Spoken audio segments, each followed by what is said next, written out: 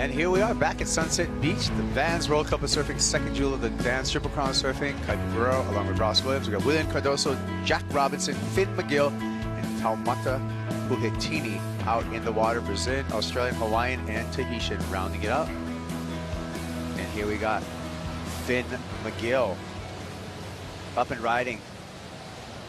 Great young surfer, born and bred right here on the north shore of Oahu. And he's been making a name for himself, Ross. Made the finals of the HIC Pro. And right behind him, Tahitian Goofy Foot, Taumata Puhetini. Reacting quickly on this little right-hander that keeps on opening up for Taumata. Got a series of scorching turns in there. That is going to be a massive score from the Tahitian. You know, if you can get a wave to wall up that long and provide, not to mention he looks switched on there. Solid surfing from Taumata. That is going to be a banger of a start. Yeah, can't wait to see a replay of that. We're going to get it right now. And just at the perfect direction. It had a good line, didn't it, Kaipo? Yeah, this wave just kept providing. But watch the flow. His board is gliding through the water. Right there, another little projection float. Even getting the tail to release just a little bit. And now the wave slows down, but it still stayed steep. And that allowed him to get that rail working and cutting. So, you know, the judges are going to be psyched on that. Should be an excellent score, I'm thinking. That's what my guess is. I have been a little off, though, with the numbers today with the judges, but I think it's going to be a big score. And you mentioned Finn on fire this winter. Making some serious heats, too, at Haleiwa. Said he did well in the HIC Pro. That's an event that kicks off the kind of winter season here in Hawaii, Kipes. But he can tap dance in smaller waves. That guy's surprisingly good. As we see up and riding, Taumata going to back up that 7.5, and it would have been good if he just hung on to that last maneuver. But he's going to have to go back out and give it another go. Got bounced by that wave. You saw that kind of reverb from the lip. And here's Jack Robinson. Let's see what he's got. Beautiful snap, but a little too high, overpowered it. He got blown out the back. And watch this bounce right here. As he lands in the flats, he's going to get almost like a trampoline effect. It's going to bounce back up into the deck and kick him into the air. You just can't hang on right there. It's unexpected. You're not ready for it. Here we go, live action with Finn McGill caught behind that section, so he has to punch out the back. You know, I'm not complaining. I'd be out there. And I ask you, how much communication do you have with, say, Marty Thomas and Travis Logie in regards? I mean, are they blowing your phone up all the time, or is it something where you're just kind of giving them updates and then they'll call you when needed? Yeah, it's more like we just provide the information on, you know, we'll send an email out every night, and then either John Moore or I will kind of update him in the morning as well. And John did that this morning. He said, hey, you know, looking at today versus Monday, today looks like a better call, and they made the decision to run, and I think it was a good decision. And then looking at the Maui Pro, which we have going on coincidentally at the same exact time, what does it look like best route for them? I know they got one day left of competition over there for the women. Yeah, and I think they'll most likely finish on Friday as well. You know, it's going to be a lot smaller there than here. The swell direction is pretty west, which isn't great for Honolulu. So it's like, you know, get probably 25% of the size of what we'll see here, but that should be the best day in the remaining waiting period there too. Winds are good. Good to hear what we got coming up, but right now the youngster from North Shore adding up some points, chalking up some points. Yeah, Finn just looking for a bit of a section, and there's one.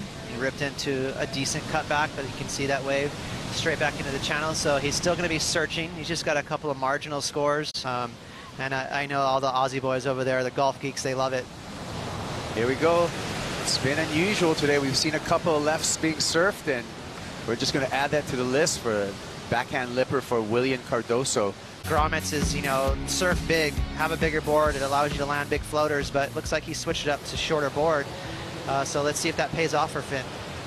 Looks like we had a quick up and out by Jack Robinson. Things not going his way right now. He's still out at sea searching for a 5.1 to get into second place. He's going to have a second chance at it. Robinson just has to go for a little bank there, and that wave dies out from underneath him. So looking a bit frustrated, Jack Robinson. Still more waves coming through. Still more opportunity, but it really has to do with positioning for these surfers. Oh, Finn, this is a wave during the break there. Nice wrap. Just trying to keep my eyes on that board. It does look like maybe an inch or two shorter. there, you know, Reynos is probably saying, hey, bud, you should have stayed on a longer board as he lost control. And here we go, live action. Live action, Finn McGill cutting back, gets that backhand bank in the whitewater, looks at the watch. He's still got 3.5 minutes, plenty of time for someone to pass him up in the second place spot. So far this winter, I've seen a lot of those boards out there. Legendary shaper, typically shapes surfboards for town and country. And let's see Finn here, watch this 2-for-1. Hits the lip, goes straight into a cutback. Changes directions, going back to the left, and gets a rebound in. So making it look pretty easy, but that's not an easy maneuver to pull off. That's seamless. So Finn, he's gonna get on the board.